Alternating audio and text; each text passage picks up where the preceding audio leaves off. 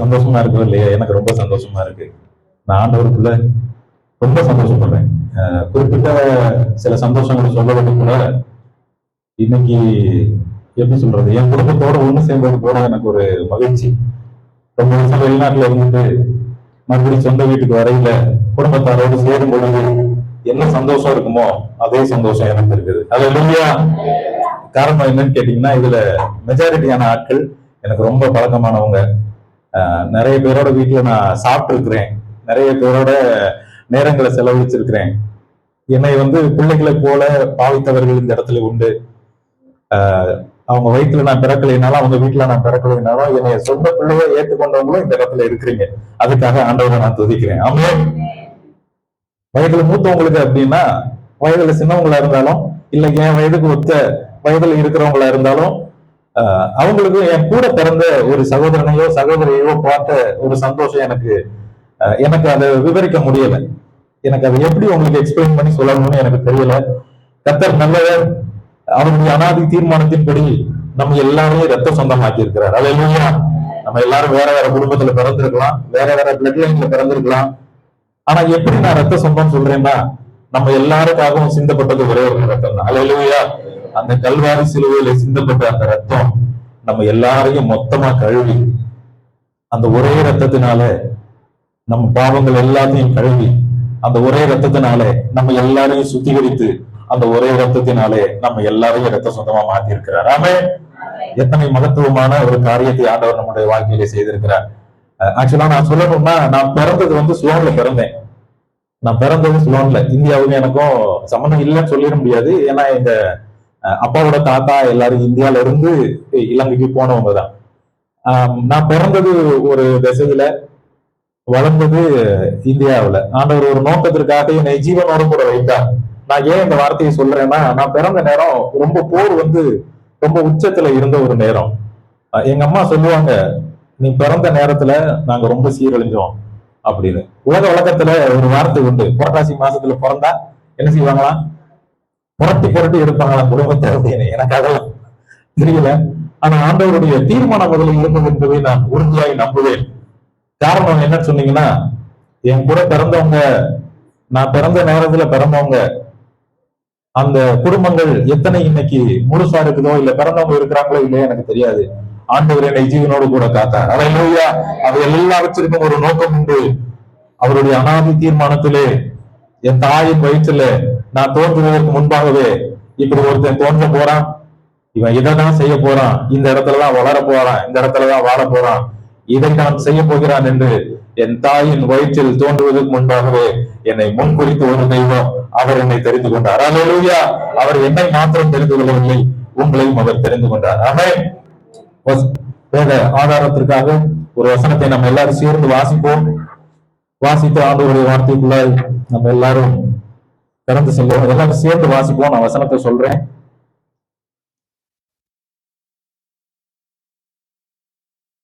திருப்பிக் கொள்ளுங்கள். 1 கொரிந்தியர் 1வது அதிகாரம் 27வது வசனத்திற்கு.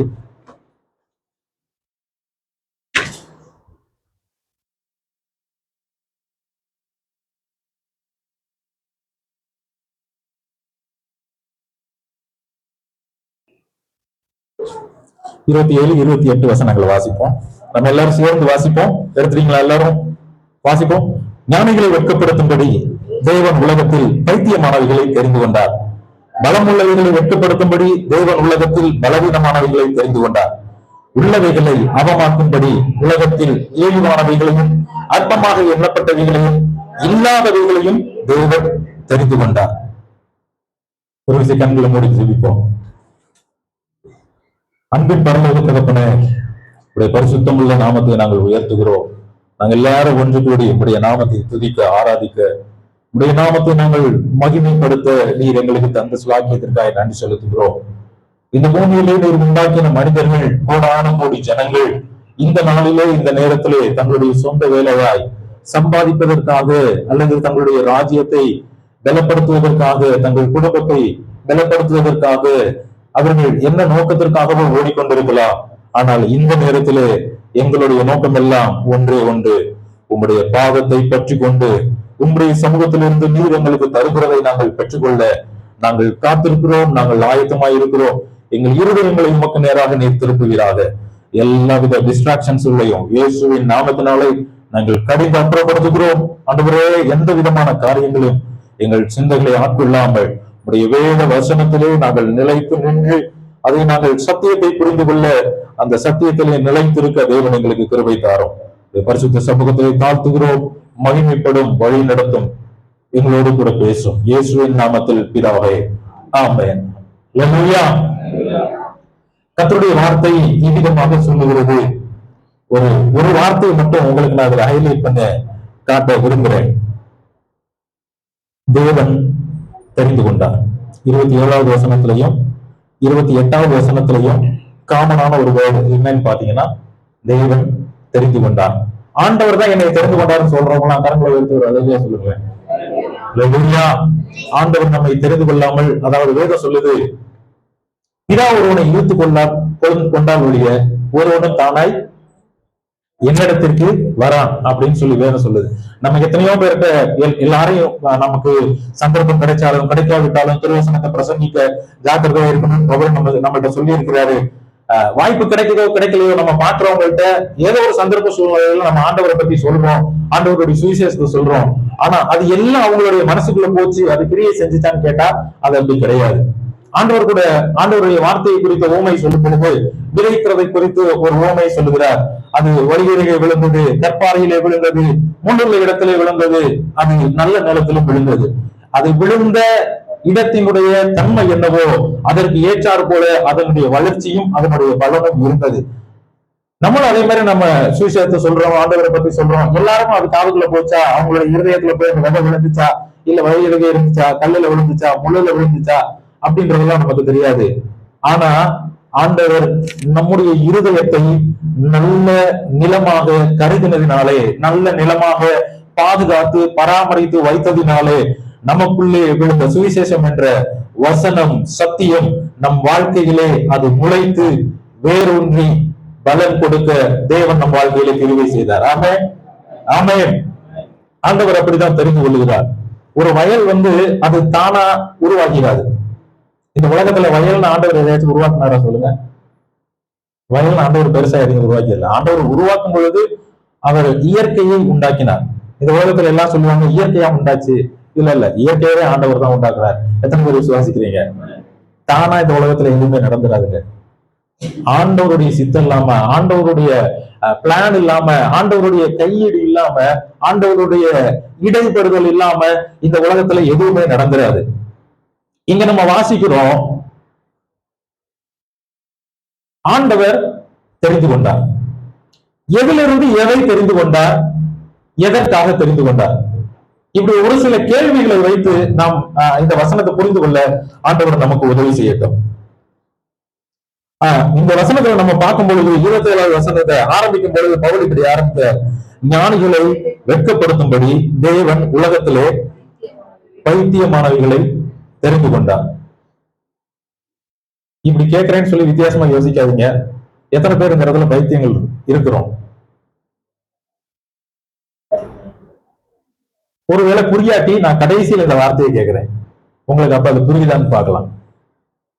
ஞானிகளை வெட்கப்படுத்தும்படி தேவன் இந்த உலகத்திலே பைத்தியமானவைகளை தெரிந்து கொண்டாராம். இந்த வசனத்தோட அடிப்படையில நம்ம பார்த்தோம் அப்படின்னா, உலகத்தினுடைய ஞானத்திற்கு நம்மை பார்க்கும் பொழுது எப்படிதான் தெரியுமா? ஆனா பைத்தியக்காரங்களா, 2000 வருஷத்துக்கு முன்னாடி செத்து போன இயேசுவா இப்ப உங்களை என்ன செய்ய முடியும்? ரட்சிக்க முடியும்? 2000 வருஷத்துக்கு முன்னாடி சிலுவையில சிந்தின ரத்தமா இன்னும் காஞ்சி வறண்டு போய் தழும்பு இல்லாம அந்த அந்த அந்த ரத்தமா இன்னும் உங்களை ரட்சிக்க முடியும்? இது எப்படிதான் இருக்கும்? உலகத்துல இருக்கிறவங்க நம்மளை பார்க்கும் பொழுது பைத்தியமா தான் தெரியும். நான் பெருமைப்படுறேன், ஆண்டவரை தெரிஞ்சுக்கிட்ட ஒரு பைத்தியங்கிற விதத்துல நான் பெருமைப்படுறேன். என்னோட கூட சேர்ந்து எத்தனை பேர் பெருமைப்படுவீங்க? அல்லேலூயா. உலகத்துக்கு தான் நம்ம பைத்தியக்காரங்களே தவிர ஆண்டவருடைய பார்வையில நம்ம எப்படி இருக்கோம் சொல்லுங்க? ரொம்ப விலையேற பெற்றவங்க. ஏன்னா எத்தனையோ பேருக்கு இந்த வாய்ப்பு கிடைச்சிச்சு. ரட்சிப்புங்கிற வாய்ப்பு எத்தனையோ பேருக்கு கிடைத்தது. சுவிசேஷம் என்றதான வார்த்தை எத்தனையோ நிலத்துல விழுந்தது. ஆனா அதெல்லாம் பலன் கொடுக்கல. லட்சத்துல கோடியில பார்க்க போனா ஆண்டவர் நம்மை தெரிந்து கொண்டார். எத்தனை பாக்கியம் நமக்கு. அல்லேலூயா, அல்லேலூயா.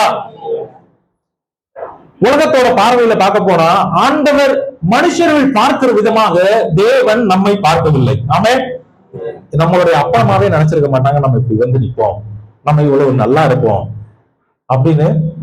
இல்ல நம்ம ஆண்டவருக்குள்ள இப்படி ஒரு விடுதலையான ஒரு வாழ்க்கையை வாழ்வோம்னு நம்மளை பெற்றவங்க கூட நினைச்சிருக்கவே மாட்டாங்க. ஒருவேளை உலகத்தோட பார்வையில நம்ம அப்பா அம்மா நினைச்சிருக்கலாம், நம்ம வயிற்றுல ஒரு கலெக்டர் வந்து பிறந்துட்டாரு, நம்ம வயிற்றுல ஒரு டாக்டர் வந்து பிறந்துட்டாரு, இவர் கலெக்டர் ஆகிதான் இந்த மதுரையை தூக்கி அப்படியே ஸ்டடியா நிப்பாட்ட போறாரு. இல்ல எந்த ஊர்ல நம்ம பிறந்தோமோ இவர் பிறந்துதான் வந்து முதலமைச்சராகி இந்த தமிழ்நாடை புடிச்சு நிப்பாட்டிட போறாரு அப்படின்னு சொல்லி கூட நினைச்சிருக்கலாம். ஆனா அதுல எல்லாம் இல்லாத மேன்மை ஜீவனுள்ள தெய்வத்தினுடைய பிள்ளையாக இருப்பதிலே உண்டு. ஆமென். உலகத்துக்கு நம்ம பைத்தியக்காரங்கதான். ஆனா ஆண்டவருடைய பார்வையில முதலமைச்சரை காட்டிலும், கலெக்டரை காட்டிலும், ஒரு டாக்டரை காட்டிலும், ஒரு ஜட்ஜை காட்டிலும் இந்த உலகத்துல விசேஷித்தமான ஒரு பதவி இருக்கும்னா அது எல்லாத்தையும் விட விசேஷித்தவர்கள் யாரு தெரியுமா? ஆண்டவருடைய பிள்ளையாக மாற்றப்பட்ட நீங்களும் நானும் தான். ஆமென். உதாரணத்துக்கு தாவீதை பத்தி நம்ம பார்ப்போம் அப்படின்னா ஒரு சில நபர்களை இதற்கு ஆதாரமா உதாரணமா ஆண்டவருடைய தேர்ந்தெடுப்பு எப்படி இருக்கு, மனிதர்களுடைய தேர்ந்தெடுப்பு எப்படி இருக்குன்றத ஒரு கம்பேர் பண்ணி நம்ம ஜெபத்துக்குள்ள போவோம். கர்த்தர் நம்மை வழி நடத்துவார். தாவீதை பத்தி நம்ம பார்த்தோம் அப்படின்னா 1 சாமுவேல் 16 அதிகாரத்துல நம்ம தாவீதை பத்தி பார்க்க முடியும். 11வது வசனத்துல ஆண்டவர் வந்து தாவீதை தெரிந்து கொள்வதற்காக சாமுவேல் இடத்துல சொல்றாரு, நீ ஈசாயோட வீட்டுக்கு போ.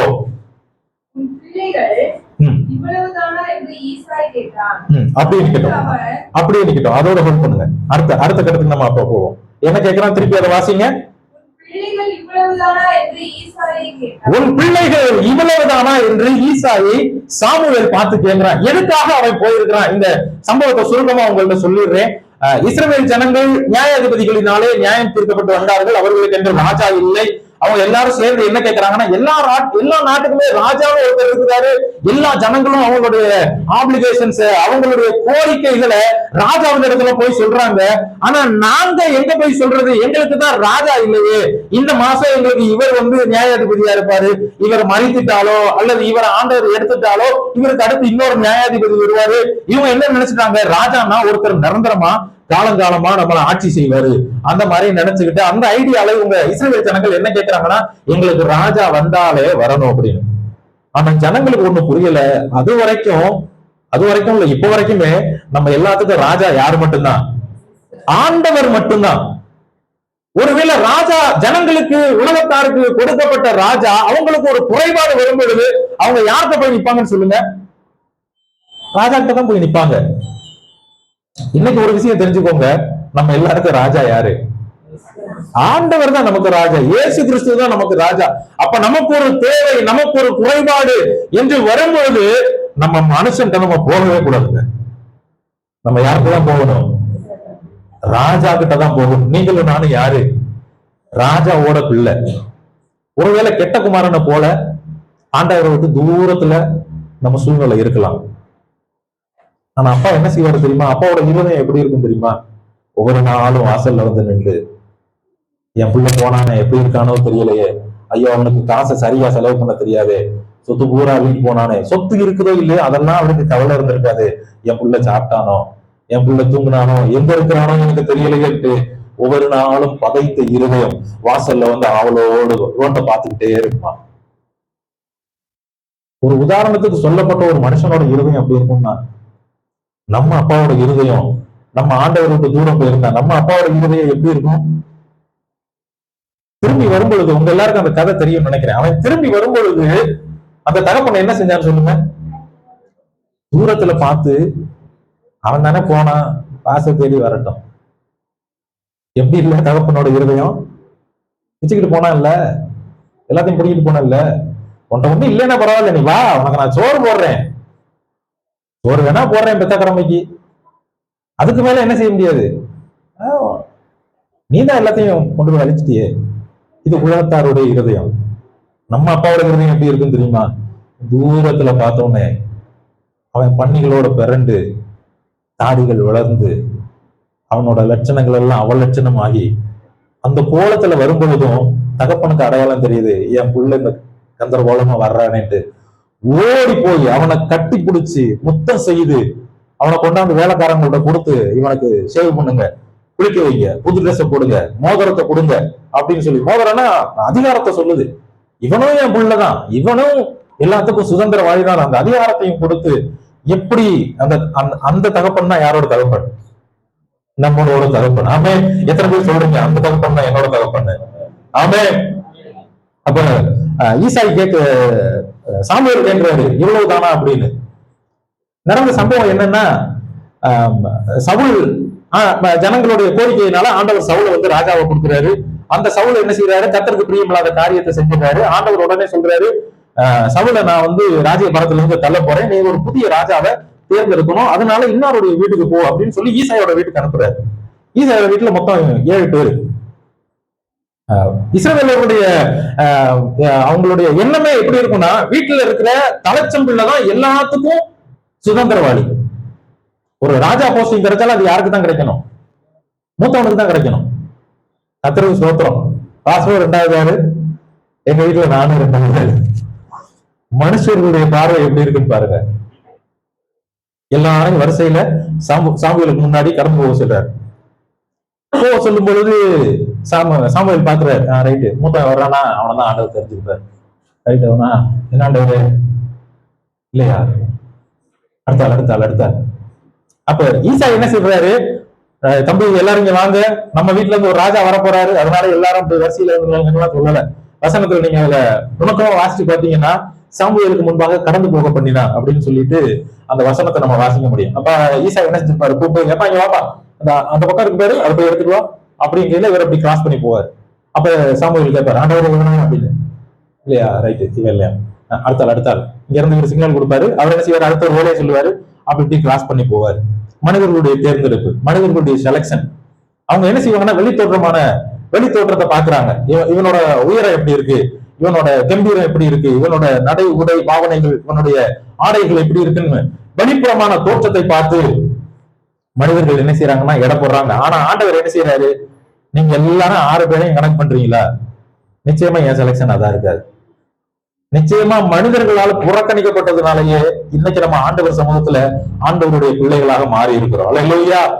எப்பெல்லாம் மனுஷங்க நம்மளை கைவிட்டாங்களோ, எப்பெல்லாம் மனிதர்கள் நம்மை தூக்கி வீசினாங்களோ, எப்பெல்லாம் மனிதர்களை நம்பி நாம் வீணாய் போனோமோ, ஏமாந்து போனோமோ, அந்த சூழ்நிலைகள் எல்லாம் ஆண்டவர் தம்முடைய கரத்தை நீட்டி நம்மை பிடித்து தூக்கி, தம்பி எல்லாரும் பாக்குற மாதிரி நான் உன்னை பார்க்கல, ஏமா எல்லாரும் பாக்குற மாதிரி நான் உன்னை பார்க்கல, எல்லாரும் வெளித்தோற்றத்தை பார்க்கலாம், எல்லாரும் உன்கிட்ட என்ன திறமை இருக்குன்னு பார்க்கலாம், எல்லாரும் உன்னுடைய உருவ அமைப்பை பார்க்கலாம், எல்லாம் நீ காஸ்ட்லியான ட்ரெஸ் போட்டிருக்கியா, இல்ல நீ ஒன்னதுக்கு உதவாதவர்களாக எல்லாரும் உன்னை பார்க்கலாம், அதெல்லாம் எனக்கு தேவையில்ல.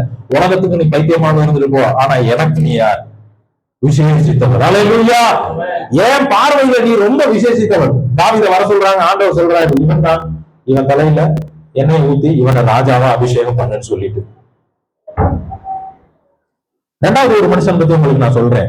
அதாவது அவன் வந்து எப்படின்னு கேட்டீங்கன்னா, 2வது இப்ப தாவீதை குறித்து நம்ம பார்க்கும்போது மத்த மனிதர்களுடைய பார்வையில தாவீது எப்படி இருந்தான் அப்படின்னு சொல்லி நமக்கு நேரம் கம்மியா இருக்கிறதுனால ரொம்ப சுருக்கமா உங்களுக்கு நான் சொல்றேன். 2வது மோசையை குறித்து நம்ம பார்ப்போம் அப்படின்னு சொன்னா, மோசே தன்னை குறித்து அவன் என்ன நினைச்சிருந்தானா, அவனோட வாழ்க்கையை பாருங்களேன். நான் ஒரு சின்ன ஸ்டோரி சொன்னது போலவே, மோசே பிறந்தப்ப மோசையோட பிறந்த யாருமே உயிரோட இல்லை. எத்தனை பேர் இந்த பகுதியெல்லாம் வாசிச்சிருக்கீங்க?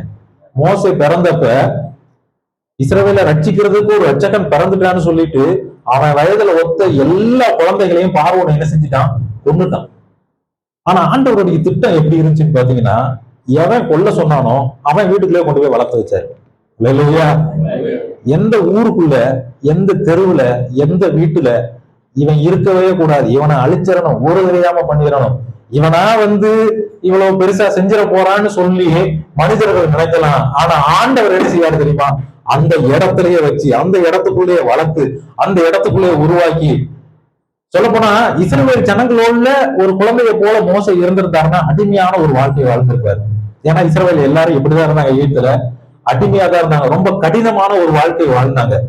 ஆனா ஆண்டவர் அவன் மேல வச்ச தீர்மானத்துல என்ன செஞ்சாருன்னா, அவன் கூட பிறந்த எல்லாருமே செத்தாலும் சரி, அவனை கொண்டாந்து இப்ப சொல்லுவாங்களே, உலகத்துல சொல்லுவாங்க, திருடன் எல்லா இடத்துலயும் தேடுவான், ஆனா அவன் சட்டைகள் மட்டும் என்ன செய்ய மாட்டானா, தேட மாட்டானா. எதையாச்சும் உங்க வீட்டுல ஒரு திருடன் இருக்கிறான், எதையாச்சும் ஒளிச்சு வைக்கணும், காசை ஒளிச்சு வைக்கணும்னா யார் சட்டையில ஒளிச்சு வைக்கலாம்? திருடன் சட்டையிலோ எல்லா இடத்துலயும் தொலாவுவான். ஆனா அவன் பாக்கிறதுல இருக்காது. ஆண்டவர் என்ன செஞ்சாருன்னா, இதை ஆண்டவர் தான் முதல்ல செஞ்சு காட்டினார். நீ எல்லா இடத்துலயும் வெளியில போய் நீ கொண்டுட்டு வந்துருவப்பா, பத்திரமான ஒரு இடத்துல கொண்டாந்து அவனை வச்சு வளர்க்குறேன்னு சொல்லிட்டு கொண்டாந்து ராஜ வாழ்க்கையை கொடுத்து குழந்தையில இருந்து, சரி 10 பிள்ளைகளை எடுத்து கொண்டாந்து வளர்த்தாலும் சொந்த தாய் பாலூட்டி வளர்க்கிற பாக்கியத்தை ஆண்டவர், எவ்வளவு அற்புதமான தேவன் நம்மளோட தேவன் பாருங்க. இந்த உலகத்துல நம்ம இருக்கக்கூடாது, இந்த தெருவுல இருக்கக்கூடாது, இந்த பூமியில இந்த தெருவுல இந்த வீட்டுல நம்ம இருக்கவே கூடாதுன்னு நினைக்கிறவனுக்கு நடுவுல ஆண்டவர் நம்மளை கொண்டாந்து வச்சு அவங்க கண்ணுக்கு முன்னாடி நம்ம தலையை உயர்த்தி, சங்கீதக்காரன் சங்கீதத்துல சொல்லும் பொழுது இப்படிதான் சொல்றான், என் சத்துருக்குற முன்பாக நீர் எனக்கு ஒரு பந்தையை ஆயத்தப்படுத்தி என் தலைய என்னைனால அபிஷேகம் பண்ணுகிறீர். அதோட நின்று போகலங்க, என் பாத்திரத்தை என்ன செய்ய வைக்கிறார் ஆண்டவர், நிரம்பி வழிய பண்ணுவாரா. எத்தனை பேர் விசுவாசிக்கிறீங்க? இந்த உலகம் நம்மளை அப்படி நினைக்கலாம், ஆனா ஆண்டவர் என்ன செய்வார்னா அவங்க மத்தியில நம்ம தலையை உயர்த்துகிறதற்கு ஆண்டவர் நம்மை தெரிந்து கொண்டார். அல்லேலூயா. மோசையை குறித்து சொல்லும் பொழுது, மோசையை ஆண்டவர் ஒரு சூழ்நிலை சந்திக்கிறார். பிறந்து எகிப்துல அரண்மனையில 40 வருஷம் வளர்றான். வளர்ந்து இஸ்ரவேல் ஜனங்களுக்குள்ளேயே இருந்திருந்தானோ ஒரு அடிமையா வளர்ந்திருப்பான். ஆனா இங்க ராஜா அரண்மனைக்குள்ள வாழ்றாரு. இப்ப ராஜா ஒரு இளவரசருக்கு என்னென்ன ப்ரொவிஷன்ஸ், இளவரசருக்கு என்னென்ன ராஜ அரண்மனையில இருந்து கொடுக்கப்படுமோ எல்லா வசதி வாய்ப்புகளும் எல்லா கல்வி ஞானத்திலையும் தேறினவனா ஆண்டவர் என்ன செய்யறாரு, அவனை வளர்த்து கொண்டு வர்றாரு 40 வருஷம் அரண்மனையில. அதை தாண்டி இன்னொரு ஒரு புதிய அனுபவத்துக்குள்ள ஆண்டவர் என்ன செய்யறாரு, இன்னொரு 40 வருஷம் வனாந்தரத்துல. எப்படின்னு கேட்டீங்கன்னா 40 வருஷம் பஞ்சுமத்தை, 40 வருஷம் வனாந்தரத்துல எண்ணெய் சட்டியில போட்டு வறுக்கிற மாதிரி 40 வருஷம் என்ன செய்யறாரு, அவனை போட்டு வறுக்கிறாரு. இதையும் சொல்லிக் கொடுக்குறாரு, அதையும் சொல்லிக் கொடுக்குறாரு. அப்பயும் என்ன செய்யலைன்னா அவன் மைண்டு மாறல. 80வது வருஷம் முடிவுல ஆண்டவர் வந்து முச்சடியில் அவன் சந்திக்கிறாரு. சந்திக்கும் போது, எப்பா உனையதான்ப்பா பார்க்கணும் அப்படின்னா, நானா ஏன் ஜனங்களுக்கா, உன் கூட இருந்தவன எவனுமே இல்லடா, செத்து போயிட்டானா, அழிஞ்சு போயிட்டானா, உன்னை இதுக்காகவாடா? இல்ல ஆண்டவரே, எனக்கு பேச தெரியாது, நானா போகிறேன். அங்க இருக்கிற எல்லாரையும் உன் முகத்துல காட்டி உன்னை வளர்த்ததுக்கு காரணமே அவங்க என்ன செய்வான், அவன் ராஜ்யத்துக்குள்ள என்ன செய்வான், அவன் வீட்டுக்குள்ள என்ன செய்வான். இங்க வெளியில இருந்து ஒருத்தனை உள்ள அனுப்பி அவங்களுக்கு போய் பேசிட்டு வாடானா அவங்களுக்கு ஒண்ணும் தெரியாது. ஏன்னா அரண்மனைக்குள்ள இவன் இஸ்ரவேலர், அவன் எகிப்தியர், அவங்களோட வழக்கம் வேற, இவனோட வழக்கம் வேற. இப்ப வடநாட்டுக்கு நம்மளை அனுப்பி ஒரு வீட்டுல போய் நீங்க பேசிட்டு வாங்க அப்படின்னு சொன்னா வித்தியாசமா இருக்கும். நம்ம வீட்டுக்கு யாராச்சும் வந்தோடனே நம்ம என்ன செய்வோம், வாங்க உட்காருங்க, தண்ணி சாப்பிடுறீங்களா, உடனே என்ன செய்வோம், நம்மளோட உபசரிப்பு வேற, அவங்களோட உபசரிப்பு வேற. நம்ம போய் கே அப்படிமா பாத்துக்கிட்டா அதெல்லாம் நல்லா தெரியும், நமக்கு அதெல்லாம் பெரிய பெருசா நம்ம பாக்குறது கேள்விப்பட்டதுதான். கியாமா, டேய் என்னடா கியான்றிய, உங்களை பார்க்கத்தாண்டா வந்தோம் அப்படின்னா அது அங்கெல்லாம் எடுபடாது. அப்ப ஆண்டவர் என்ன செய்யறாரு, மோசைய 40 வருஷம் உனக்கு உள்ள வளர்த்ததுக்கு என்ன காரணம், உள்ள என்னென்ன நடக்குது, எப்படி நடந்துக்குவான், அவனுடைய வழக்கம் என்ன, அவனுடைய பாரம்பரியம் என்ன, அது எல்லாத்தையும் நீ தெரிஞ்சுக்கிட்டா. ஏன்னா இந்த ஃபியூச்சர்ல நீ அவனை போய் டீல் பண்ண போறப்பா, இவனை பார்க்கும் பொழுது அவன் அடிமையை போல பார்க்க மாட்டான். ஏன்னா ஏற்கனவே எல்லாரும் எந்திரிச்சு மோசை என்ன செஞ்சிருக்கான், வாசல்ல வரையில இளவரசர் பராக்குன்னு எந்திரிச்சுட்டு என்ன செஞ்சிருப்பான், சலிட்டு அடிச்சிருப்பான், கம்பு எடுத்து குறுக்க எடுத்துருப்பான், ஐயா வர அட்டென்ஷன்ல நின்றுருப்பான். மறுபடியும் மோசை போது அந்த பழைய பயம் இருக்குமா இல்லையா? ஏற்கனவே ஒரு சண்டையெல்லாம் ஊரையில நடக்குது, உள்ள ஊருக்குள்ளேயே ஒருத்தனை அடிச்சு புடிச்சு என்ன செஞ்சிடறான், மண்ணுக்குள்ள சொருகி வச்சிடறான். ஒருத்தனை மண்ணுக்குள்ள போனா நம்ம உட்காந்து குழி நோண்டணும். மோசை வந்து எவ்வளவு பலசாலி தெரியுமா, ஒருத்தனை பிடிச்சி சொருங்கினானா மண்ணுக்குள்ள போயிடும். அந்த அளவுக்கு மோசை வந்து ஆண்டவர் பலசாலியா வளர்த்து, எதுக்கு நான் உனக்கு திக்குன்னு சொல்றதுக்கான வளர்த்து வச்சேன். அவனை என்ன சொல்றான், ஐயோ இதெல்லாம் நம்ப மாட்டாங்க, இதெல்லாம் நம்புற மாதிரியாங்க இருக்கு. உங்களையும் சில பேர் நினைக்கலாம், இதெல்லாம் நம்புற மாதிரியாங்க இருக்கு, ஆண்டவர் என்ன உயர்த்த போறாரா, என்னதான் ஆண்டவர் தெரிஞ்சுக்கிற போறாரு. நான் யாரு தெரியுமா, என் வீட்டுல ஒருத்தர் மேலே மதிக்க மாட்டாங்க, என் தெருவில் ஒருத்தர் மேலே மதிக்க மாட்டாங்க. சொந்த பந்தத்துல ஒரு கல்யாணத்துக்குன்னு போனா கூட நம்ம ஒருத்தனை நல்லா இருக்கான்னு கூட கேட்க மாட்டாங்க. இருக்கட்டும், இருந்துட்டு போகுது. அவங்க பார்வையில நம்ம யாருதான், பைத்தியக்காரங்க தான் நம்ம. அவங்க பார்வையில நம்ம பைத்தியக்காரங்க தான். எங்க 2 பேருக்கு ஒரு அனுபவம் உண்டு. எவ்வளவுதான் விழுந்து சேலை செஞ்சாலும் ஒருத்தர் பார்த்து என்ன சொல்லுவாருன்னா, கோமாளி அப்படின்றாரு புசுக்குன்னு. யாருப்பா நீ கோமாளி பாப்பாங்கிட்ட அப்படின்றாரு. இவ்வளவு தூரம் கிடந்து கஷ்டப்படுற மாதிரி அவங்கள பார்த்து இந்த வாரத்தை சொல்லிட்டாங்க. மனுஷனோட பார்வை அப்படிதான் இருக்கும். ஆனா ஆண்டவர் அப்படி நம்ம பார்க்கறது இல்ல, நம்மை விசேஷித்தவர்களாக பார்க்கிறார். அல்லேலூயா. நல்ல ஒரு விஷயத்தை நம்ம தெரிஞ்சுக்கணும். ஆண்டவர் நம்மளை ஒண்ணும் இல்லாத இடத்துல இருந்து ஆண்டவர் ஆண்டவர் நம்மளை எதனால தெரிஞ்சுக்கிட்டார் சொல்லுங்க? நம்ம எல்லார்ட்டையும் திறமை இருக்குன்றதுனாலயா? நம்ம எல்லாரும் சொல்ல தகுந்த குடும்ப பின்னணியில இருந்து வந்ததுனாலயா? கொஞ்சம் ஒரு நிமிஷம் யோசிச்சு பாருங்க. நம்ம ஃபேமிலி பேக்ரவுண்ட் பெருசு. ஆண்டவர் நம்ம அவருடைய சொந்த ரத்தத்தை சிந்துறதுக்கு நம்ம இஸ்ரவேல் பாரம்பரியத்துல அப்படியே ரொம்ப முக்கியத்துவமான குடும்பத்துல, தாவீதோட வம்சத்துல, மோசையோட வம்சத்துல, ஆபிரகாமோட வம்சத்துல, ரொம்ப முக்கியமான வம்சத்துல இருந்து நம்ம எல்லாம் வந்ததுனாலதான் ஆண்டவர் நம்மை தெரிந்து கொண்டாருன்னு நம்மளால சொல்ல முடியுமா? என்னால சொல்ல முடியாது. கடற்கோடியில எங்கிட்டோ ஒரு மூலையில பிறந்தவனை அங்க இருந்தா இவன் செத்துருவான்னு சொல்லி எப்படி மோசைய ஆண்டவர் கொண்டு போய் பார்வோனோட அரண்மனைக்கிலே வச்சு வளர்த்தாரோ, இந்திய ராணுவம் இங்க இருந்து அங்க வந்திருக்குது. எங்க வீட்டு எங்க காணின்னு சொல்லுவாங்க, அங்க இங்க காணி இல்லாட்டி வளவுன்னு சொல்லுவாங்க. நம்ம இடம் ஒரு 11 ஏக்கர் வச்சுக்கோங்களேன். அதுக்கு அடுத்த இடம் எதுன்னா ஆர்மி கேம்ப். அப்ப எங்க அண்ணன், நான் பிறந்து குழந்தைன்றதுனால எங்க அண்ணனை எல்லாரும் விளையாட்டு பொருளா என்ன செஞ்சிருவாங்களாம், இந்தியன் ஆர்மி எல்லாம் எங்க அண்ணனை தூக்கி கொண்டு போய் வச்சுக்காங்க. அவங்களுக்கு பொழுதுபோக்கு இருக்காது. ஆனா இங்க இருந்து இந்தியன் ராணுவம் தான் என்ன செஞ்சிச்சு, ரொம்ப அநியாயம் பண்ணுச்சு, அட்டுழியம் பண்ணுச்சு அப்படின்னு சொல்லி எல்லாம் சொல்லுவாங்க. இன்னைக்கு நான் அதை நினைச்சு பாக்குறேன். எப்படி பார்வன் அழிக்கிறதுக்கு காரியத்தை செஞ்சானோ, ஒரு குண்டு இந்தியன் ஆர்மியோட கேம்பஸுக்குள்ள போட்டிருந்தா நான்லாம் சில்லா போயிருப்பேன். என் குடும்பம் எல்லாம் இருக்கிற எல்லாருமே சில்லா போயிருப்பாங்க. ஆனா ஆண்டவர் என்ன செய்வாரு, இந்தியாவுக்குள்ள என்ன கொண்டாந்து வச்சு வளர்த்து, இந்தியாவுக்குள்ள என்னை தெரிந்து கொண்டு, இந்தியாவுக்கு வரும் வரைக்கும் நாங்க ஆண்டவர் அறியாத குடும்பம், இந்தியாவுக்குள்ள கொண்டாந்ததுக்கு ஒரு நோக்கமே என் தலைமுறையில ஒரு ஊழியக்காரனை எழுப்புறதுக்காக ஆண்டவர் கொண்டு வந்தார். அல்லேலூயா. என் பரம்பரையிலே ஒருத்தருக்கும் கிடைக்காத பாக்கியத்தை ஆண்டவர் எனக்கு கொடுத்திருக்கிறாருங்க. இந்த மகிமையான ஊழியத்தை, மகிமை உள்ள தேவனுடைய தாசனாக 4 பேருக்கு முன்னாடி நின்று சத்தியத்தை பிரசங்கிக்கத்தக்கதான மகத்துவமான ஒரு பாக்கியத்தை ஆண்டவர் எனக்கு கொடுத்திருக்கிறார். அல்லேலூயா. என்கிட்ட திறமை இருந்ததுனாலயோ இல்ல நான் பெரிய குடும்ப பின்னணியில இருந்ததுனாலயோ கிடையவே கிடையாது. உலகத்தோட பார்வையில நான் பைத்தியகாரனா இருந்ததுனால எங்க அண்ணன் நல்லா படிப்பான், எனக்கு ஓரளவுக்கு தான் படிப்பு வரும். ஓரளவுக்குன்னு சொல்றதுமே நான் கொஞ்சம் மிகைப்படுத்தி சொல்றேன்னு வச்சுக்கோங்க. ரொம்ப சூப்பரா இருக்கிறதெல்லாம் இந்த உலகம் தேர்ந்தெடுக்கும். இந்த உலகம் எதெல்லாம் ரிஜெக்ட் பண்ணுதோ அந்த ரிஜெக்ஷன்ல தான் ஆண்டவருடைய தெரிந்து கொள்ளுதல் இருக்கு. அல்லேலூயா. சொந்த பந்தங்கள் எல்லாம் நம்ம ஒதுக்கி இருக்கலாம். இல்ல நம்மளே நம்மளை பத்தி மோசையை போல நம்மளை குறித்து ரொம்ப தாழ்வா இட போட்டிருக்கலாம். நானா ஆண்டவரே என்னை பத்தியா நீங்க பேசுறீங்க, எனக்கு ஏதோ கனவுன்றது போல இருக்கு, வேற யாருக்கோ பேசுறாரு போல ஆண்டவர் நீங்க நினைக்கலாம். இல்ல ஆண்டவர் உங்களுக்காக பேசுறாரு. விசுவாசிக்கிறவங்க ஆண்டன்னு சொல்லுங்க. ஆமென்.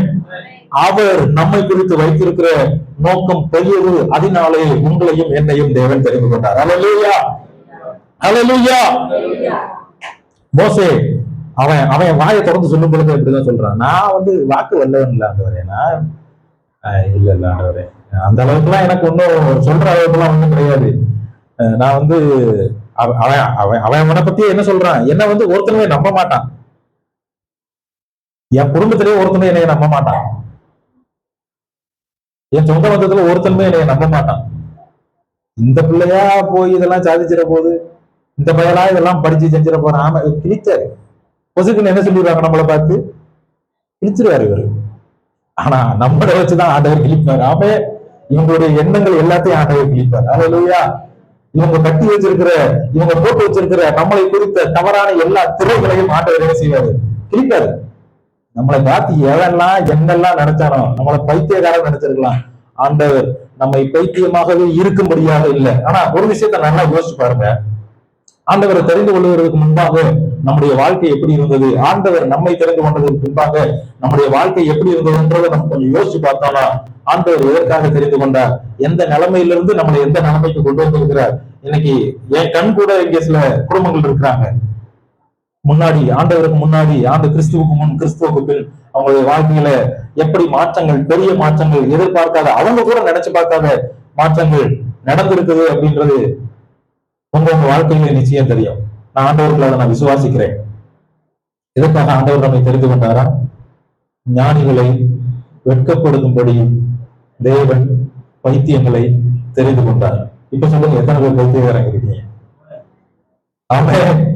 உங்களுக்கு புரிஞ்சிருச்சுன்னா ஆண்டவருக்கு நான் நன்றி சொல்லுவேன். ஆனா ஒரு விஷயத்தையும் மனசுல வச்சுக்கோங்க, நம்ம பைத்தியக்காரனாவே இருக்கிறதுக்காகவே ஆண்டவர் நம்ம தெரிந்து கொள்ளல. அல்லேலூயா.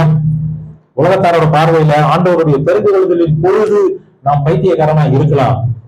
ஆனா இன்னைக்கு ஊர்ல இருக்கிறவங்க, நம்ம தெருவுல இருக்கிறவங்க, நம்ம ஏரியால இருக்கிறவங்க பார்த்துட்டு, இந்த குடும்பத்தா எப்படி இருந்துச்சு தெரியுமா, இந்த ஊருக்குள்ள வரையில, இந்த தெருவுக்குள்ள வரையில இந்த குடும்பம் எப்படி இருந்துச்சு தெரியுமா, ஏதோ வர்றாங்க, பொழப்ப பாக்குறாங்க, அன்னைக்கு வேலையை பார்த்து வயிற்று நிரப்பிட்டு எப்படியோ காலத்தை ஓட்டுவாங்கன்னு நினைச்சோம். பூர்வ குடியெல்லாம் இருக்கிற நமக்கு இல்லாத ஸ்லாக்கியத்தெல்லாம் இவங்க அனுபவிக்கிற அளவுக்கு ஆண்டவர் மாத்திட்டாரேன்னு சொல்ற அளவுக்கு ஆண்டவர் நம்மை மாற்றி இருக்கிறார். அல்லேலூயா. அவர் தெரிந்து கொள்ளும் போது நாம் பைத்தியங்களாக இருந்திருக்கலாம். ஆனால் வாழ்க்கை முழுவதும் நாம் பைத்தியமாகவே இருந்து மறிப்பதற்காக ஆண்டவர் நம்மை தெரிந்து கொள்ளவில்லை. பைத்தியம்னு எவையெல்லாம் நினைச்சானோ, உருப்படாதவன்னு எவையெல்லாம் நினைச்சானோ, இவன் தேரவே மாட்டான், இவனை வச்சு ஒண்ணுமே நடக்க போறதில்லைன்னு எவெல்லாம் நினைச்சானோ, அவன் கண்ணுக்கு முன்னாடி நம்மை ஞானியாக மாற்றி, நம்மை உயர்ந்தவர்களாக மாற்றி, நம்மை பொருளாதார சூழல்களையும் ஆண்டவருடைய பக்தியிலும் வைராக்கியத்திலும் உறுதியாய் வளர்ச்சி அடைய செய்கிறதற்காக ஆண்டவர் நம்மை தெரிந்து கொண்டால் அதை நம் வாழ்க்கையில செய்து முடித்தார். அல்லேலூயா. இன்னைக்கு நான் உங்களுக்கு சொல்றேங்க, இன்னைக்கு நீங்க இந்த ஆரம்ப ஸ்டேஜில் இருக்கலாம். ஒருவேளை உலகத்தோட பார்வையிலையும் நம்மளோட பார்வையிலையும் நம்ம பைத்தியத்தை போல இருக்கலாம். ஆனா ஒரு விஷயத்தை தெரிஞ்சு கொள்ளுங்க, நமக்குள்ள விழுந்த விதை, நம்மை நேசித்தவர், நம்மை தெரிந்து கொண்டவர், நம்ம அப்படியே இருக்கணுன்றதுக்காக ஆண்டவர் நம்மை தெரிந்து கொள்ளவில்லை. அல்லேலூயா. அடுத்த கட்டத்துல வந்திருக்கிறோம் நினைக்கிறவங்க, ஆண்டவர் இதோடு நம்மை விட்டுவிட போகிறது இல்லை. ஒருவேளை 2 தெருவுக்கு ஒரு தெருவுக்கு ஆண்டவர் நம்மள இருக்கிற ஞானத்தை வெளிப்படுத்துவார் என்று சொன்னார். நான் சொல்றேன், நீங்க இருக்கிற ஏரியா முழுவதும் உங்களை குறித்து பேச பண்ண என் தேவன் வல்லமை உள்ளவர். அல்லேலூயா. இவங்களா முதல்ல இவங்களை பத்தி சொன்னா தெரியாம இருக்கலாம், அந்த கடையில வேலை பார்த்த பையனா அப்படின்னு சொல்லி கேட்கிற அளவுக்கு இருக்கலாம். ஆனா இன்னைக்கு அந்த தெருவுல எந்த தெருவை போய் நின்று கேட்டாலும், இன்னார தெரியுமா, இன்னாரை தெரியுமா, அந்த குழந்தைய தெரியுமா, அந்த பொண்ணை தெரியுமா அப்படின்னு கேட்டா சொல்லுகிற அளவிற்கு ஆண்டவர் உங்களை இன்னும் அதிகமாக உயர்த்துவார். அல்லேலூயா. அந்த பாப்பா சொல்லும் பொழுது நான் ரொம்ப சந்தோஷப்பட்டேன். நானா எனக்கா ஆண்டவர் ஆண்டவர் என்ன செய்யறாரு, இந்த எல்லை இல்லம்மா, அடுத்த எல்லைக்கு ஆண்டவர் உன்னை கொண்டு போய் 4 பேருக்கு முன்பாக சாட்சியாக நிறுத்தி நான் உண்மையிலே ஆண்டவருக்கு மகிமை செலுத்துறேன். 2 விஷயம் என் வார்த்தையில் ஆண்டவர் கன்ஃபார்ம் பண்ணாரு. குழந்தைகள்ல இருந்து நான் வசனத்தை எடுத்து இதோட பின்னணி எல்லாத்தையும் சேர்த்து உங்களுக்கு நான் சொல்லியிருக்கேன்னா நமக்கு நேரம் குறைவு. பேச போறேன்னு சொல்லல, பாஸ்டர் நேற்று நாங்க 2 பேரும் ரொம்ப நேரம் பேசிக்கிட்டு இருந்தோம். பேசும்பொழுது குழந்தையரை தான் எல்லாரையும் நான் படிக்க வச்சுக்கிட்டு இருக்கிறேன் அப்படின்னு சொல்லி பாஸ்டர் சொன்னாரு. நான் மகிமை செலுத்தினேன். ரைட்டு. அப்ப நம்ம பெரிய பின்புலங்கள் எல்லாம் சொல்லணும்னு அவசியம் இல்லை, அதிகபட்சம் ஜனங்கள் எல்லாத்தையும் வாசிச்சிருப்பாங்க. 2வது இந்த பாப்பா சொல்லும் பொழுது ஆண்டவர் நிச்சயமாகவே இந்த இடத்துல இருந்து ஜனங்களோடு கூட இடைப்படுகிறார் என்பதை நான் உறுதி செய்து கொண்டேன். அல்லேலூயா. இடம் ஒருவேளை சின்னதா இருக்கலாங்க, ஆட்கள் ஒருவேளை குறைவா இருக்கலாம். நான் சொல்றேன், 15 பிள்ளைகள் பெற்றவங்க தகப்பன் 15 பிள்ளைகளையும் ஒரே மாதிரி கேர் பண்ணிட முடியுமா சொல்லுங்க? முடியாது. ஒரு 2 பிள்ளை 3 பிள்ளைன்னா என்ன செஞ்சிடலாம், ஈஸியா கேர் பண்ணி அவங்கள வளர்த்து படிக்க வச்சு. அந்த காலத்துல 15 பிள்ளைகள் பெற்றாங்க. 3வது பிள்ளை 4வது பிள்ளை பிறக்கும் பொழுது 4வது பிள்ளை யார் கையில இருக்கும் தெரியுமா? மூத்த பிள்ளை கையில இருக்கும். அதுக்கு வாழ்க்கையே இருக்காது. அதுக்கு வாழ்க்கையே என்னவாதான் இருக்கும்னா இந்த பிள்ளைய வளர்க்கறதா இருக்கும். அடுத்த 2வது பிள்ளைக்கு என்ன வாழ்க்கை இருக்குன்னா 5வது பிள்ளைய வளர்க்கறது தான் வாழ்க்கையா இருக்கும். ஒரு பெரிய கூட்டத்துல இல்ல, ஒரு பெரிய ஒரு மாசான ஒரு பிரம்மாண்டமான ஒரு கூட்டத்துல நம்ம இல்லாததை போல இருக்கலாம். ஆனா சின்ன இடத்துல இருந்தாலும், சின்ன குடும்பத்துல இருந்தாலும் நமக்கு ஆண்டவர் கொடுக்கிற கேர், நம்ம மேல ஆண்டவர் வைத்திருக்கிற கரிசனை ரொம்ப அதிகம். அல்லேலூயா. இப்படியே வைக்கிறதுக்காக ஆண்டவர் நம்ம தெரிந்து கொள்ளல, அடுத்தபடிக்கு ஆண்டவர் நம்மளை தூக்கிட்டு போவார். எத்தனை பேர் விசுவாசிக்கிறீங்க? இந்த தெருவுல, இந்த ஏரியால, இந்த மதுரை பட்டணத்துக்குள்ள, ஒருவேளை இந்த தெருவுக்குள்ள மட்டும் நம்ம தெரியப்படுகிறவர்களாக இருக்கலாம். இதற்காக ஆண்டவர் நம்மை அழைக்கவும் இல்லை, இதற்காக ஆண்டவர் நம்மை தெரிந்து கொள்ளவும் இல்லை.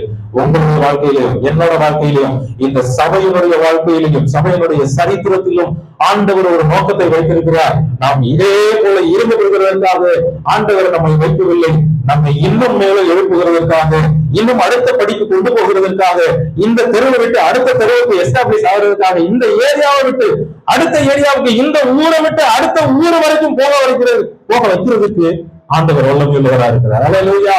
அல்லேலூயா. இன்னும் ஒரு படி மேல போய் இந்த தமிழ்நாட்டை விட்டு நம்ம ஊழியர்களை அடுத்த மாநிலங்களை தொடர அளவுக்கு ஆண்டவர் நம்ம உயர்த்த வல்லவரா இருக்கிறார். ஆமே. என் வாழ்க்கையில ஆண்டவர் பர்சனலா செஞ்ச காரியம் என்ன அப்படின்னு கேட்டீங்கன்னா, ஒரு இடத்துக்கு ஆண்டவர் என்னை கொண்டு போக போறாருன்னா முன்கூட்டியே எனக்கு அறிஞ்சோ அறியாமலோ நான் அந்த இடத்துக்கு ஒரு தடவையாச்சும் போயிட்டு வந்துடுவேன். நான் ஒரு 4 வருஷம் இங்க பலகாரத்துல ஊழியம் செஞ்சிருக்கேன். ஆனா எனக்கே இங்க வரப்போறேன்னு எனக்கு தெரியாது. ஆனா நான் ஊழியத்துக்கு வர்றதுக்கு ஒரு 3-4 வருஷத்துக்கு முன்னாடி இந்த பலகாரத்துக்கு ஆண்டவர் என்னை கொண்டு வந்திருக்கிறாரு. எனக்கு வழி தெரியாது, எங்க போறேன்னு தெரியாது. எனக்கு என் கூட பைபிள் காலேஜ்ல படிச்ச ஒரு நண்பர் எனக்கு இங்க இருக்கிறாரு, மதுரையில இருக்கிறாரு. அவருக்கு நான் போன் பண்ணி, மாப்பிள்ள இந்த மாதிரி நான் இங்கதான் என்னை போட்டிருக்காங்க, நான் இங்க வரப்போறேன்னு சொல்லல, நீ வா நான் பாத்துக்கிறேன் அப்படின்னு சொல்லிட்டு என்னை கூட்டிட்டு போனா, இது நம்ம ஏற்கனவே வந்த இடம் இல்ல. நாட் ஒன்லி தட், அது மட்டும் கிடையாது. நான் உதாரணத்துக்காக இதை சொல்றேன். இதே போல என்னால 10-15 சம்பவங்கள், 10-15 இடங்கள், ஊர்களை என்னால் சொல்ல முடியும். ஆண்டவர் எங்கெங்கெல்லாம் என்னை கொண்டு போகணும்னு நினைக்கிறாரோ முன்கூட்டியே எனக்கு அந்த இடத்துல போய் ஒரு அனுபவத்தை ஆண்டவர் கொடுத்துருவார். எப்படி மோசையை எகிப்துக்குள்ள வச்சு உருவாக்குனாரோ அதே போல அப்படிப்பட்ட அனுபவத்தை ஆண்டவர் எனக்கு கொடுத்துருவாரு. நான் எதுக்கு இதை சொல்றேன்னா, வடநாடுன்ற அனுபவம் நம்ம எல்லாருக்கும் புதுசா இருக்கலாம். ஆனா ஆண்டவர் என்ன செஞ்சாரு, பாஸ்டர் அங்க வச்சு ஒரு பெரிய ஒரு அனுபவத்தை ஆண்டவர் கொடுத்துருக்காரு. அதனாலதான் நான் தீர்க்க தரிசனமா சொல்றேன். நம்ம ஊழியம் இந்த மதுரையில ஒரு மூலையில ஒரு ஒரு என்ன சொல்றது, ஒரு 8-20 இந்த இடத்துல நம்ம ஊழியத்தை ஆரம்பிச்சிருக்கலாம். ஆனா ஆண்டவர் இப்படியே இருக்கிறதுக்காக இங்க இருக்கிற பெரிய பெரிய சபைகள்லாம் நினைக்கலாம், பைத்தியக்காரங்க இவங்க என்ன ஒரு சின்ன கூட்டம், இவங்களால என்ன செஞ்சிட முடியும்? கிடையவே கிடையாதுங்க. அவன் எப்பெல்லாம் நம்மள உலகத்தார் இந்த நம்மளை சுத்தி பாக்குறவங்க, இவன் சின்னவன் தானே, இவனால என்ன செஞ்சிட முடியும், இது சின்ன கூட்டம் தானே, இதால என்ன செஞ்சிட முடியும் அப்படின்னு சொல்லி நம்மளை குறித்து அண்டர் எஸ்டிமேட் பண்ணிருக்கலாம், ரொம்ப குறைவாக எண்ணி இருக்கலாம். ஆனால் இந்த குறைவாக எண்ணுகிறதிலிருந்து ஆண்டவர் அவர்களுடைய கண்கள் பார்க்கத்தக்க நம்மையும் நம் குடும்பத்தையும் நம்முடைய சபையையும் உயர்த்தி அவர் உள்ளவர்களாக ஞானிகளை வெட்கப்படுத்தும்படிக்கு தேவன் இந்த உலகத்திலே பைத்தியமானவைகளை தெரிந்து கொண்டார். எல்லா இருக்கிறவைகளை வெட்கப்படுத்தும்படிக்கு தேவன் இந்த உலகத்திலே இழிவானவைகளையும் தாழ்வானவைகளையும், நம்ம இழிவா நினைச்சிருக்கலாம், மத்தவங்க தாழ்வா நினைச்சிருக்கலாம், நம்மளை கீழ்த்தரமா நினைச்சிருக்கலாம், நம்மளை இல்லாதவங்களா நினைச்சிருக்கலாம். ஆனா ஆண்டவருடைய கண்ணு நம்மளை பார்க்கும் பொழுது எப்படி பார்க்கும்னா, நம்ம இருக்கிறத போலவே ஆண்டவர் கண்ணு நம்மளை பார்க்காது. இன்னைக்கு நம்ம எப்படி இருக்கோம், எப்படிப்பட்ட வீட்டுல இருக்கோம், ஒரு சின்ன ஓட்டு வீட்டுல இருக்கலாம், இல்ல ஒரு வாடகை வீட்டுல, ஒத்திகை வீட்டுல, சின்ன இடத்துல இருக்கலாம். ஆண்டவர் பார்க்கும் பொழுது நம்மளை அப்படி பார்க்கவே மாட்டாராம். நேரடியா சூரியனை பார்க்கும் பொழுது எப்படி இருக்கும், இதுவே ஒரு கண்ணாடி போட்டுட்டு பார்க்கும் பொழுது எப்படி இருக்கும், ஒரு கூலிங் கிளாஸ் போட்டு நம்ம பார்க்கிறோம் வைங்க. நான் என்ன சொல்ல வரேன்னா, ஆண்டவர் நம்மை குறித்து வைத்திருக்கிற திட்டங்கள், தரிசனங்கள், நம்மளுடைய ஃபியூச்சரை கண்ணாடி மாதிரி முன்னாடி வச்சுக்கிட்டு தான் நம்மளை பார்ப்பாரு. அப்ப இப்ப இருக்கிறது நமக்கு தெரியாது, அவரோட கண்ணுக்கு இப்ப இருக்கிறது தெரியாது. ஆண்டவர் இன்னைக்கு நான் இங்க நின்று பேசிக்கிட்டு இருக்கிறேன்னா, ஆண்டவர் கண்ணு என்னை இப்படி பார்த்துக்கிட்டு இருக்காரு.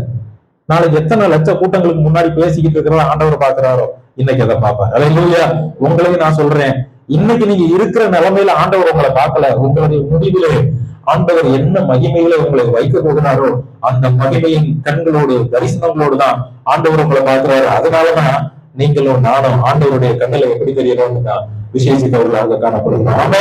இந்த உலகத்தோட மனுஷன் இன்னைக்கு இருக்கிற பிரசத்தை மட்டும்தான் பார்க்க முடியும், இன்னைக்கு நாம் இருக்கிற நிலைமையை மட்டும்தான் பார்க்க முடியும். அதனால நம்ம அவங்க கண்ணுல இழிவானவர்களாக, அல்லது பொருளாதாரம் மற்றவர்களாக, அல்லது ரொம்ப நலிவடைந்தவர்களாக நம்ம பார்க்கலாம். ஆனா ஆண்டவர் அதை பார்க்கல.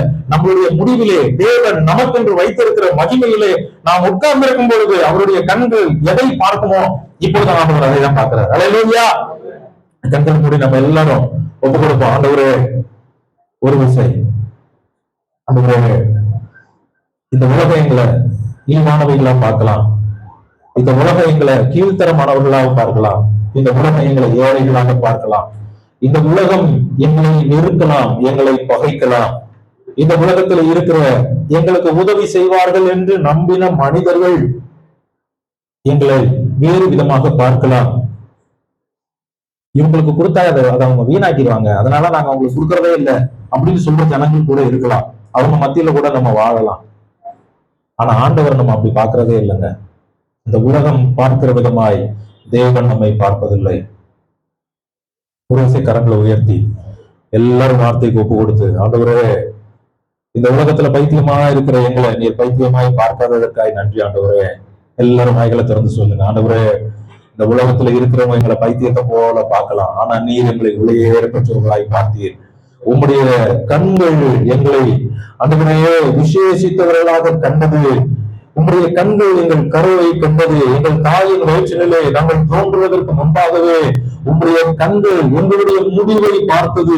நாங்கள் இடையிலே ஒருவேளை இந்த உலகத்திலே படுகின்ற பிரயாசங்கள், கஷ்டங்கள், அல்லது நாங்கள் படுகின்ற வேதனைகள், அவமானங்களை இந்த உலகத்திலே நாங்கள் பார்க்கலாம், எங்களோடு வாழ்கின்ற சமகால ஜனங்கள் பார்க்கலாம். ஆனால் உம்முடைய கண்கள் எங்களை அப்படி பார்க்கவில்லை. தாவீது பிறக்கும் முன்பாகவே இஸ்ரவேலின் ராஜாவாக தேவன் அவனை கண்டதினாலே அவனுடைய வாழ்க்கையிலே கர்த்தர் பார்த்த யாவும் அவன் வாழ்க்கையிலே நிறைவேறினதை போல எங்கள் வாழ்க்கையில என்ன மகிமையை எங்களுக்கு என்று நீர் பார்த்தீரோ, எங்களுடைய வாழ்க்கையிலே நீர் வைத்திருக்கிறீரோ, அவைகள் எல்லாவற்றையும் சுதந்திரிக்கத்தக்கதாக இன்றைக்கு கரங்களை உயர்த்தி நாங்கள் எல்லாரையும் ஒப்பு கொடுக்கிறோம்.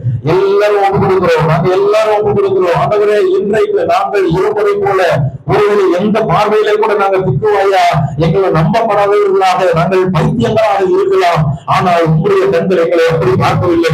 விசேஷித்தவர்களாக, ஞானம் உள்ளவர்களாக, இந்த உலகத்திலே ஞானிகள் என்று சொல்லப்படுகிறவர்களை வெட்கப்படுத்தபடியான ஞானத்தை கர்த்தர்களுக்கு தந்து இந்த உலகத்திலே எங்களை ஏழைகள் என்று சொல்லுகிறவர்கள் அவர்கள் வெட்கப்படுகிற அளவிற்கு இவர்களையே நாங்கள் ஏழைகள் என்று நம்பினோம். அவர்களுக்கு முன்பாக நிற்கும் பொழுது இப்பொழுது நாங்கள் ஏழைகளாக இருந்தோம் என்று அவர்கள் வெட்கப்படத்தக்கதாக இங்கே இருக்கிற ஒவ்வொருவரையும் கர்த்தர் நீர் உயர்த்துகிறதற்காக நாங்கள் நன்றியோடு துதிக்கிற ஆண்டவரே, உம்மை நாங்கள் நன்றியோடு துதிக்கிறோம். உம்மை நாங்கள் நன்றியோடு துதிக்கிற ஆண்டவரே. ஹல்லேலூயா.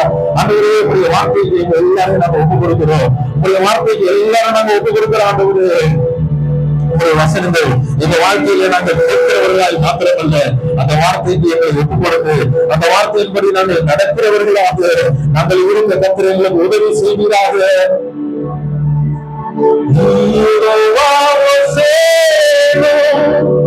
என்னை மீண்டும் என்னை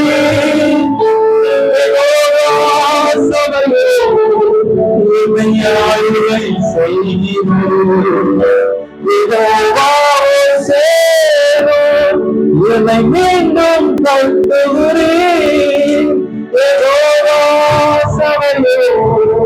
என்னை ஆளுகை செய்கிறேன். என்னை எங்களை தள்ளி இருக்கிறாங்க. நீங்க எங்களை தள்ளவே இல்லை. நீங்க எங்களை தள்ளவே இல்லை. இன்னொரு விஷயம் செய்யணும். என்னை மீண்டும் கட்டுகிறேன். சபையோ என்னை ஆளுகை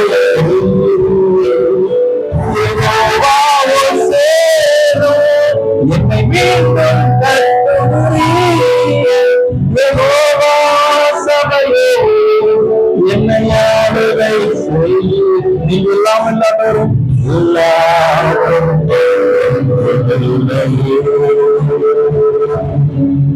என்னை தருந்தாமல் சேர்ந்து கொள்கிறேன்.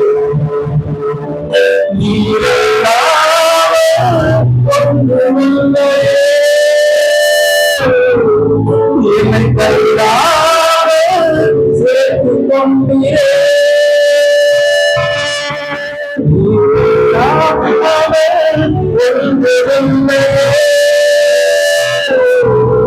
என்னை கையாமல் சேர்த்து கொண்டீரே.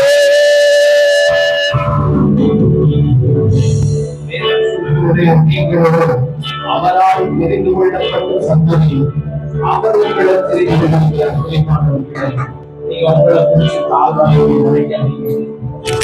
இருக்கிறேன், மகனாயிருக்கிறேன், நான் ஆடு மேய்க்கிறவனாயிருக்கிறேன். என்னால என்ன முடியும் அப்படின்னு நினைக்கிறீங்க? ஆண்டவர் உங்களை